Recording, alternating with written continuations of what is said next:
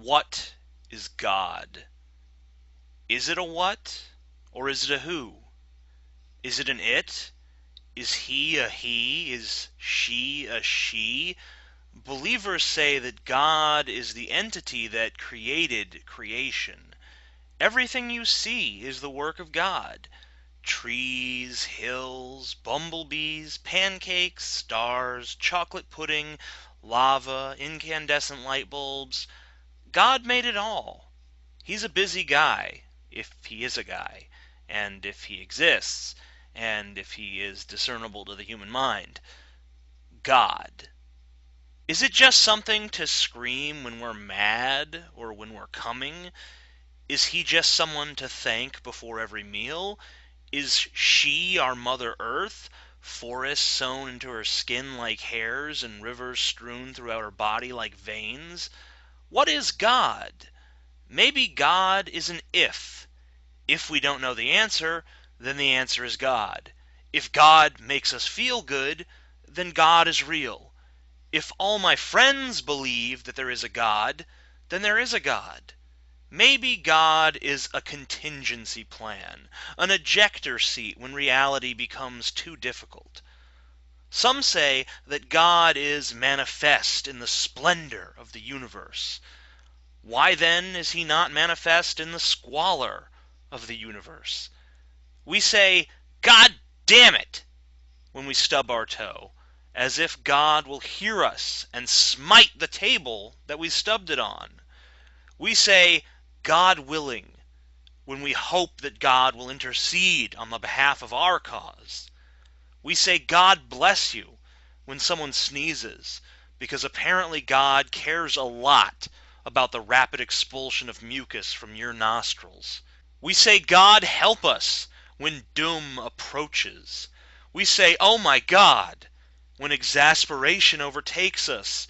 We say, "Why, God?" when malady afflicts us.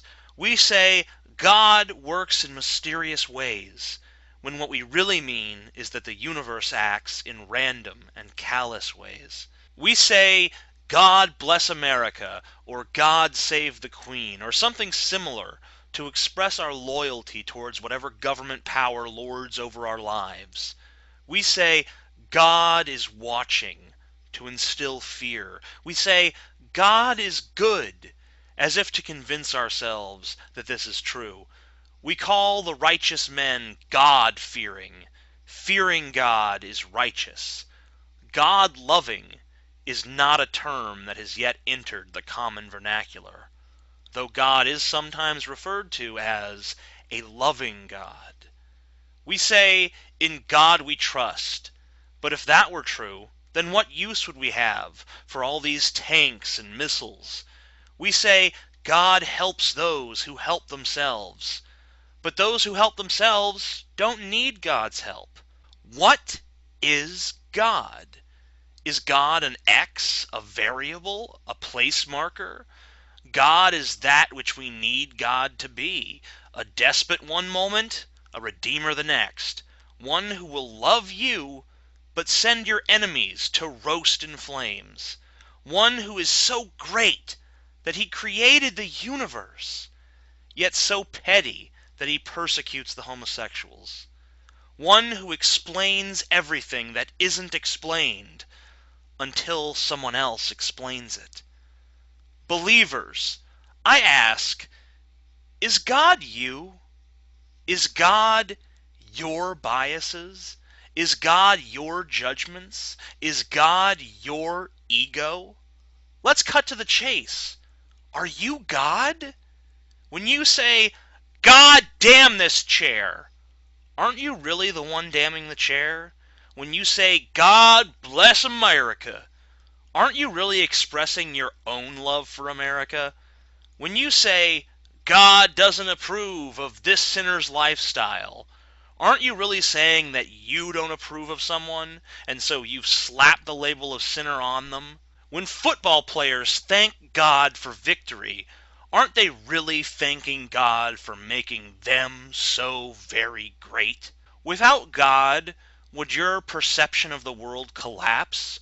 Or would it broaden beyond the ability of your mind to comprehend. What is God?